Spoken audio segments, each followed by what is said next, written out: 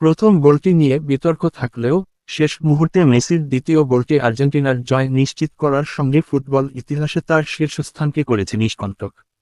Miroslav Klose, Ronaldo Nazario এবং guard মুলারদের ছাড়িয়ে Messi এখন বিশ্বকাপের মঞ্চে এককভাবে সর্বকালের সেরা গোলদাতা। এই গৌরবময় অর্জনের রাতে মেসির ক্যারিয়ারে একটি অনাকাঙ্ক্ষিত রেকর্ডও যুক্ত হয়েছে। প্রথমার্ধে পেনাল্টি মিস করার মাধ্যমে বিশ্বকাপে এটি তার তৃতীয় পেনাল্টি মিস, যা টুর্নামেন্টের ইতিহাসে যে কোনো খেলোয়াড়ের জন্য সর্বোচ্চ। তবে ফক্স স্পোর্টসের বিশ্লেষক হিসেবে দায়িত্বরত পিটার স্মাইকেল দাবি করেন, গোলটির ঠিক আগ মুহূর্তে আর্জেন্টিনার অ্যালেক্সিস ম্যাক অ্যালিস্টার অস্ট্রিয়ার মিডফিল্ডার জেভার স্ল্যাগারকে অন্যায়ভাবে ফাউল করেছিলেন। স্মাইকেল বলেন, এটি পরিষ্কার ফ্রি কিক ছিল। ম্যাক অ্যালিস্টার অস্ট্রিয়ার খেলোয়াড়কে লাথি মেরে ফেলে দিয়েছিলেন। ভিএআর এর উচিত ছিল রেফারিকে ডেকে গোলটি বাতিল করা। এটি রেফারির একটি স্পষ্ট ভুল এবং একজন দর্শক হিসেবে আমি সত্যিই হতাশ।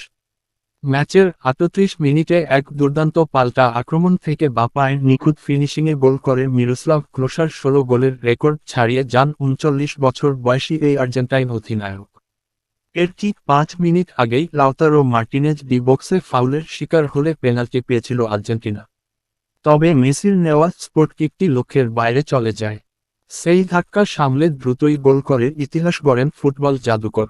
পরবর্তীতে ম্যাচের ইনজুরি টাইমে আরও একটি গোল করে বিশ্বকাপে নিজের সব মিলিয়ে গোলসংখ্যা ১৮-তে নিয়ে যান মেসি। অস্ট্রিয়ার বিপক্ষে আর্জেন্টিনার ২-০ গোলের জয়ের ম্যাচে লিওনেল মেসি বিশ্বকাপ ইতিহাসের সর্বোচ্চ গোলদাতার রেকর্ড নিজের করে নিয়েছেন। তবে এই ঐতিহাসিক মহেন্দ্রক্ষণকে ঘিরে তৈরি হয়েছে তীব্র বিতর্ক। ডেনমার্কের সাবেক কিংবদন্তি গোলরক্ষক পিটার স্মাইকেলের দাবি, ম্যাচের মেসির রেকর্ড ভাঙা প্রথম গোলটি সম্পূর্ণ অবৈধ ছিল এবং রেফারির ভুলের কারণে সেটি বাতিল করা হয়নি।